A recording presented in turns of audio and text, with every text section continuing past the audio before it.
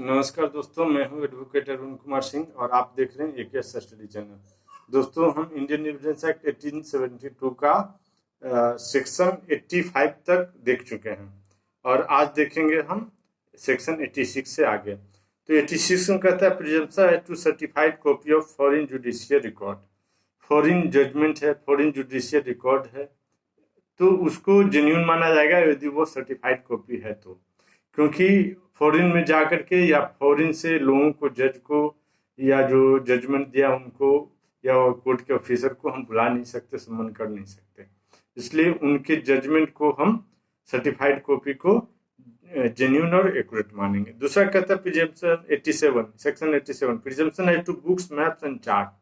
जो books, maps and chart है वो एक तरह से सत्य साबित है यदि ट्रू और एक्यूरेट और जेन्युइन यदि अपोजिट पार्टी उसको डिस्प्यूट करता है तो तब भी यह रिलेवेंट फैक्ट माना जाएगा और अपोजिट पार्टी को यदि डिस्प्यूट में लाता है तो उसको टेस्टिमनी किया जाएगा, लेकिन ये रिलेवेंट फैक्ट एक होगा। यदि एक्यूरेट नहीं है, ट्रू नहीं है, गवर्नमेंट एजेंसी द्वारा प्रिंटेड नहीं है, गवर्नमेंट द्वारा प्रिंटेड नहीं है, इशूड नहीं है, गजटेड नोटिफिकेशन नहीं निकाला गया इसका, तो यह फिर भी रिलेवेंट फैक्ट होगा, क्योंकि प्रत्येक मैप को हम रिजेक्ट करेंगे तो उसके लिए फिर टेस्टिमनी एक अलग से देना पड़ेगा किस अथॉरिटी ने इसको इशू किया, तो इसलिए प्राइमा फेसी इस रिलेवेंट फैक्ट मानते हैं।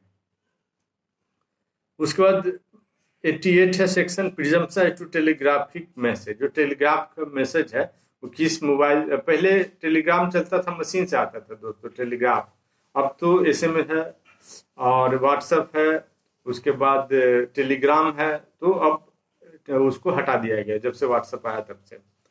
तो टेलीग्राफिक मैसेज जो पहले आता था उसको जेन्युइन माना जाता था कि इस मोबाइल से आया है और इस मोबाइल में रिसीव हुआ, किस बंदे ने भेजा है, किस बंदे ने रिसीव किया, तो कोई भी रिसीव करता, कोई भी भेज सकता है, लेकिन मोबाइल किससे आया है, इंस्ट्रूमेंट की गारंटी थी कि इस पोस्ट ऑफिस से भेजा गया। पहले पोस्ट ऑफिस से भेजा जाता था टेलीग्राफ, तो इस पोस्ट ऑफिस से टेलीग्राफ भेजा गया और इस पोस्ट ऑफिस को रिसीव हुआ और इस बंदे को एड्रेस करके तो इस बंदे को डिलीवर किया गया, तो इसको सही मानेगा, एक फैक्ट माना जाएगा।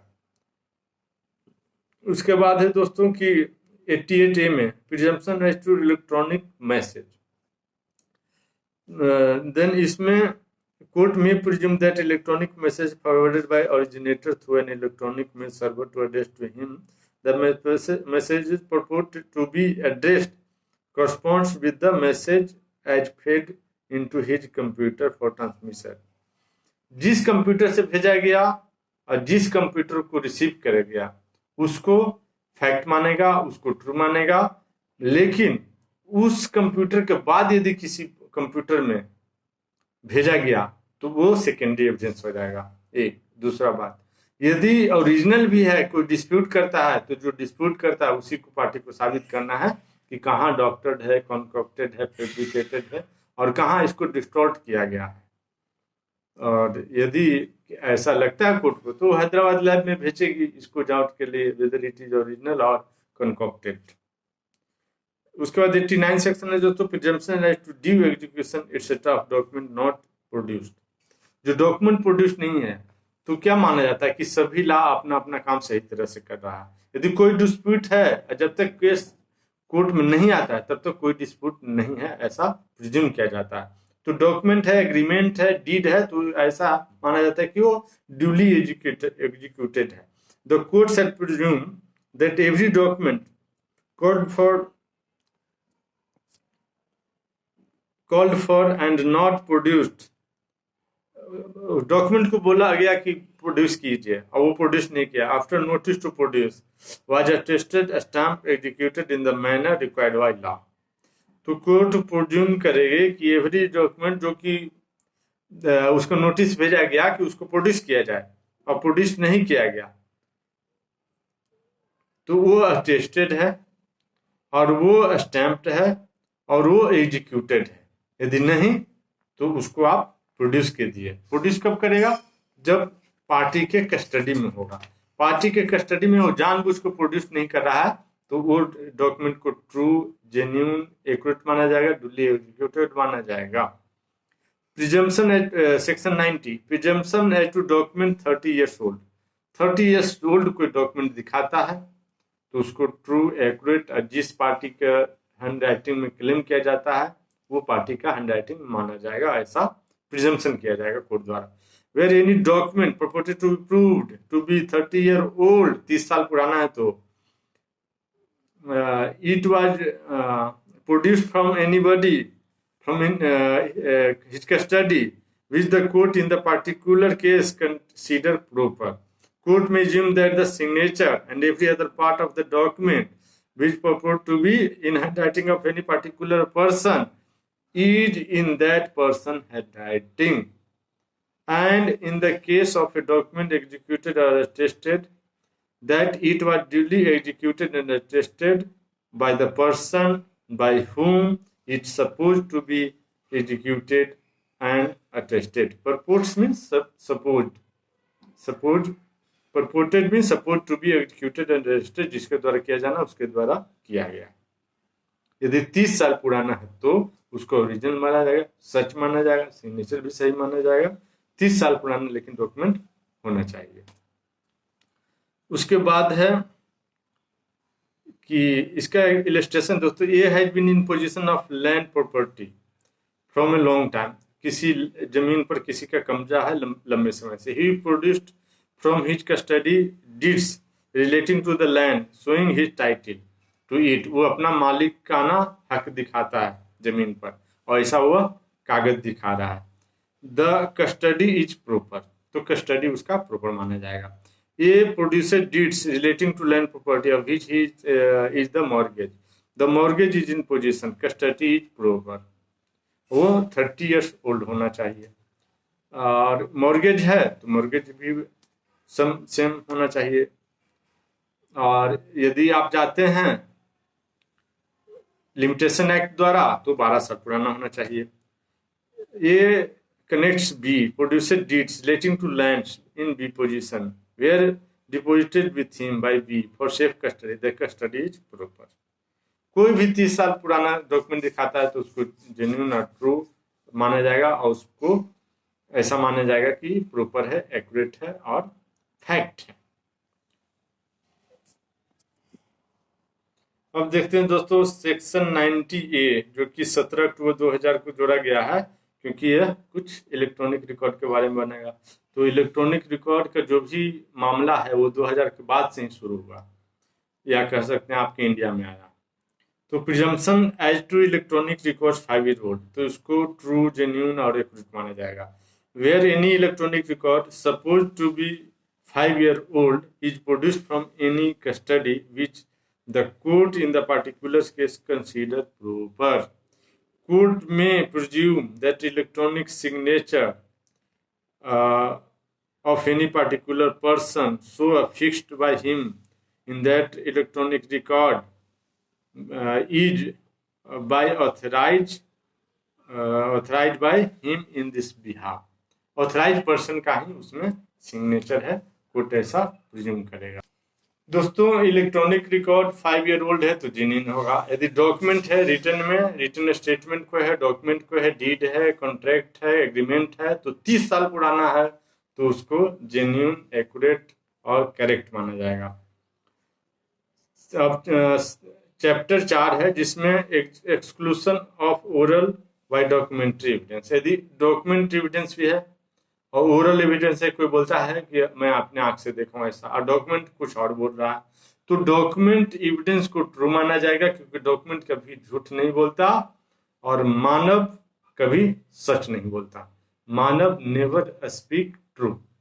ये कोर्ट मानती है, ये कानून मानता है, ये एविडेंस मानता है। इसलिए आज इंडिया में 5000 से ऊपर एक्ट है।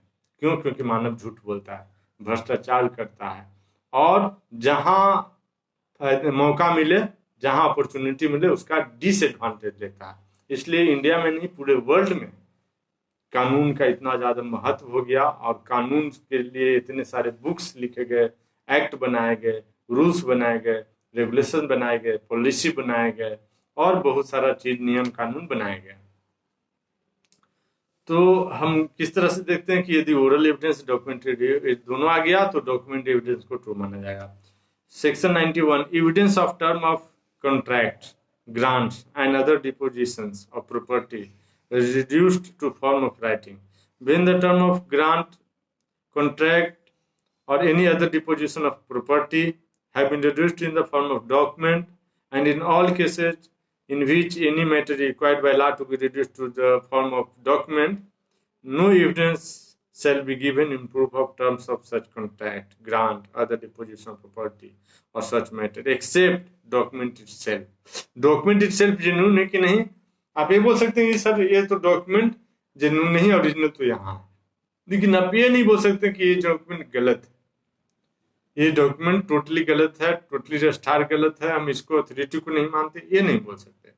फोटो स्टेट ओरिजिनल है, ये डुप्लीकेट है, फोटो स्टेट है, ये आप बोल सकते हैं, लेकिन ओरिजिनल डॉक्यूमेंट गलत है आप ये नहीं बोल सकते। यदि गलत डॉक्यूमेंट है तो सही डॉक्यूमेंट क्या है? फिर जैसे सेल डीड है तो उसको आपको सही मानना ही पड़ेगा। जैसे कोई ट्रांसफर ऑफ प्रॉपर्टी के तहत कोई खतियान है, कोई कब्जे में एलपीसी है, लैंड पोजीशन सर्टिफिकेट इशू है 12 साल से, तो उसको आपको मानना पड़ेगा। उसके बाद है कि if a contract be contained in several letters, all letters in which it is contained must be proved. यह एक इलस्ट्रेशन दिया है। अब देखते हैं दोस्तों सेक्शन 92 कहता है exclusion of evidence of oral agreement. Oral agreement और रिटन एग्रीमेंट, डॉक्यूमेंट एग्रीमेंट दोनों प्रोड्यूस किया गया, प्रेजेंट किया गया, तो जो ओरल एविडेंस है उसको हम रिजेक्ट कर देंगे, जो डॉक्यूमेंट एविडेंस है उसको जेन्युइन मानेंगे। जैसे when the term of any such contract, grant और ट्रांसफर ऑफ प्रॉपर्टी और any matter required by law to be reduced to the form of document to be reduced in the writing. Law ऐसा कहता है कि इसका ऐसा लिखित में होना चाहिए।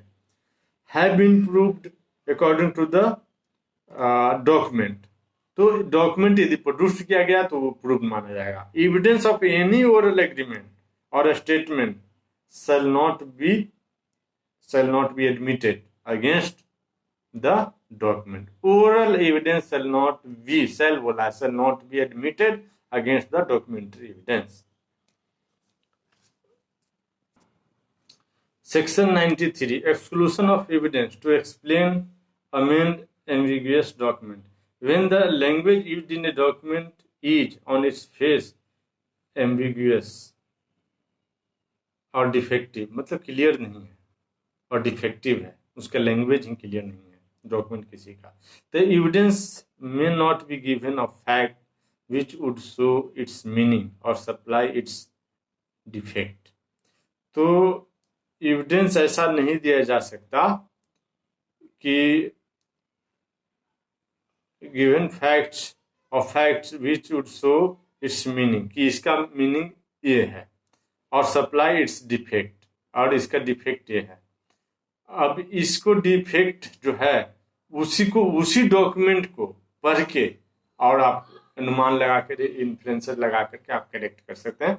कोई दूसरा व्यक्ति ओरल एविडेंस द्वारा उसको करेक्ट नहीं करेगा, क्योंकि वो अपना कॉन्कॉक्टेड, फैब्रिकेटेड, डॉक्टर और क्या बोलते मनगढ़ंत बातें बोल करके अपना फेवर में बोलेगा कि मेरा फेवर में ऐसे लिखा हुआ है तो ऐसे लिखा हुआ जाए, तो ऐसा नहीं माना जाएगा। डॉक्यूमेंट जो है यदि वो लैंग्वेज उसका क्लियर नहीं है तो उसी को क्लियर कीजिए, लैंग्वेज को कोर्ट क्लियर करेगी। यदि उसका लैंग्वेज जो है उस डिफेक्टिव है तो लैंग्वेज को कोर्ट ही सही करेगी। अब सेक्शन 94 बोलता है कि exclusion of evidence against application of document to existing fact when language used in document is plain in itself and when it apply accurately to the existing fact, evidence may not be given to show that it was not meant to apply to such fact. अब जो plain language है तो उसको oral evidence द्वारा खारिज नहीं किया जा सकता है, फ्रॉड नहीं किया जा सकता, चीटिंग नहीं किया जा सकता। जो है वो लैंग्वेज प्लेन है तो उसी लैंग्वेज को माना जाएगा और उसी मीनिंग को माना जाएगा। इसलिए बोलता है exclusion of evidence against document of existing fact, है ना, और is in plain language itself, तो उसको अगेंस्ट कोई भी आप फैक्ट नहीं लाइए, उसके बारे में आप कुछ मत बोलिए। जब प्लेन लैंग्वेज में है तो उसके बारे में और कुछ नहीं बोलना है। एक इलस्ट्रेशन दिया, A sells B by deed an estate at Rampur containing 100 bigha. A has an estate at Rampur containing 100 bigha. Evidence may not be given of fact that the estate meant to be sold or was one situated at different place and of a different size.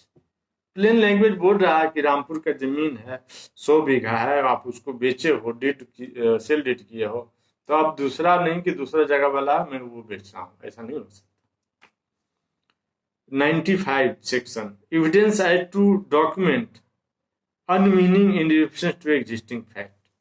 When language used in a document is placed in itself, but is unmeaning in reference to existing fact. Existing fact का meaning नहीं बता रहा है, तो evidence may be given to show that it was used in a peculiar sense. और वो जो लिखा हुआ है उसका प्लेन लैंग्वेज में है, लेकिन उसका दो अर्थ निकल रहा है, तो आप एविडेंस देना, वहां पर एविडेंस एडमिट होगा। एविडेंस दीजिए कि कौन सा मीनिंग में यह डॉक्यूमेंट कह रहा है और क्यों, और रीजनेबल आपको फैक्ट देना है। और डॉट कैसे करना, बियॉन्ड रीजनेबल डॉट आपको फैक्ट देना है, एविडेंस देना है। 96 सेक्शन कहता है evidence as to application of language which can apply to one only of several person when the facts are of such that language used might have been meant to apply to one and could have not meant to apply to more than one of several person or thing. Evidence may be given of fact which show which of those person or thing it was intended to apply. जैसे कई लोगों के बारे में बोल रहा है, तो किसी पार्टिकुलर कौन लोगों के बारे में बोल रहा है ये आपको साबित करना पड़ेगा। ये सेक्शन 96 में कहता है। जैसे हो जाए example, A agreed to sell B for ₹1,000 my white horse. A has 2 white horses. Evidence may be given of the fact which of them was meant to sell. दो हॉर्स है तो किस हॉर्स को बेचना है, और दोनों व्हाइट हॉर्स है तो किस हॉर्स को बेचना है वो एविडेंस देगा, किसी को आप ले जा सकते हैं। A agreed to accompany B to Hyderabad. Evidence may be given by fact showing whether Hyderabad in Deccan or Hyderabad in Sindh was meant. Hyderabad जैसे डेक्कन में, डेक्कन मीन्स डेक्कन प्लेट्यू, हैदराबाद से का नाम है, डेक्कन प्लेट्यू आ जाता है। एक हैदराबाद वहाँ है, कहाँ, पाकिस्तान में, तो कहाँ आप जाना चाहते, दोनों तो इंडिया में पहले था, उसी समय की मान लो बात है, तो कहाँ जाना चाहते हो ये एविडेंस आपको देना होगा, क्योंकि दोनों एक ही हैं। तो कहते हैं evidence as to application of language which can apply to only one of the several person या सेवरल थिंग्स। तो किस थिंग के बारे में वो आपको वहां पर बताना पड़ेगा, उसके एविडेंस आप दे सकते हो। 97 section evidence as to application of language to one और two sets of fact. One sets of fact, एक जोड़ी फैक्ट है, दोनों में से कौन है उसको आपको क्लियर करना ही पड़ेगा, और क्लियर नहीं है लैंग्वेज से तो क्लियर करना पड़ेगा। To neither of the whose the whole correct applied, और पढ़ने से किसी को पता नहीं चलता कि दोनों में से कौन अप्लाई हो रहा है, तो आपको इसके अगेंस्ट एविडेंस दे सकते हैं। जैसे कहता है कि ए ने बी को एक लैंड सेल किया जो कि एक्स प्लेस पे है और वाई के ऑक्यूपेशन में है। उसके बाद ए का लैंड जो है, बाद में पता चला कि ए है एक्स प्लेस पे तो लैंड है उसका, बट वाई के ऑक्यूपेशन में नहीं है। चलिए, उसके बाद ही हैज लैंड ये ऑक्यूपेशन ऑफ वाई, यदि दूसरी जगह पे है लैंड वो वाई के ऑक्यूपेशन पे तो है, बट एक्स प्लेस पे नहीं है। दो लैंड है और वो एक तो जगह पे नहीं है, एक करेक्ट आदमी के पोजीशन में नहीं है। यहाँ जगह पोजीशन दोनों बता दिया है, तो एक जगह मैच नहीं हो रहा है। तो एविडेंस में be given of fact showing which land he meant to sell, तो किस जमीन को वह बेचना चाहता है। 98 evidence as to meaning of illegal character etc. Evidence may be given to show that meaning of illegal or not commonly intelligible character, foreign, obsolete, technical, local, provincial expression, abbreviation, and words used in particular sense. A illustration है a sculptor agreed to sell B all my modes. A had both models and modeling tools. Evidence may be given to show which he meant to sell. अब A sculptor agreed to sell B all his modes या model जो भी है जो सभी को बेचना चाहता है. तो A has both models and modeling tools. तो वो दोनों में से किसको बेचना चाहता है ये एविडेंस दिया जाना चाहिए. Evidence may be given to show that meaning of illegible और not commonly intelligible character. Commonly intelligible नहीं है और वेगल लैंग्वेज में बोल दिया या एम्बिगुअस लैंग्वेज में बोल दिया कि वो सामान ले लो या वो घोड़ा ले लो या वो टूल कोई है इम्प्लीमेंट है ट्रैक्टर ले लो. वहां पर 4 ट्रैक्टर खड़े हैं तो कौन सा ले ले. तो वो पर्टिकुलर एविडेंस दे सकता है कि इस ट्रैक्टर के बारे में इतना दाम बोले हो तो पुराना ही होगा, इतना दाम बोले हो तो नया ही होगा. इस तरह से आप एविडेंस दे सकते हैं. अब है दोस्तों 99. Who may give evidence of agreement varying terms of document. अब टर्म्स ऑफ डॉक्यूमेंट को तूने वेरी कर दिया तो ये नहीं चलेगा. एविडेंस देगा तो आप जो टर्म पहले है वही लागू होगा. Person who are not party to a document, their representative in interest may give evidence and in fact tending to show that contemporaneous agreement varying the terms of document. Terms of document को vary कर दिया गया. A and B make contract in writing that B sell A certain cotton. ठीक है. To be paid for and delivery. ठीक है. At the time when make an oral agreement that 3 months credit shall be given to A. ठीक है. 3 महीने का उधार देगा. This could not be shown as between B and A and B, but it might be shown by C if it affected his interest. तो ये C को दिखाया जा सकता है और C ही फिर विटनेस देगा. उसके बाद है दोस्तों section 100 saving of provision of Indian succession act relating to wills. Wills मतलब वसीयत. इंडियन सक्सेशन एक्ट में क्या बनाते हैं वसीयत बताते हैं. अपना पर्सनल प्रॉपर्टी है, खानदानी जमीन नहीं, पर्सनल प्रॉपर्टी जो मैं खरीदा हूँ या मेरे को सेपरेशन हो गया फैमिली से तो मेरे हिस्से में आया वो मैं किसी को दे सकता हूँ. जब तक जिंदा हूँ तब तक मेरे हाथ कब्जे में रहेगा, जो मेरे गुजरने के बाद वो उसका हो जाएगा. इसको वसीयत बोलते हैं. तो कहता है nothing in this chapter contained shall be taken to effect of any provision of the Indian succession act as to construction of wills. वसीयत के बारे में यह अफेक्ट नहीं करेगा.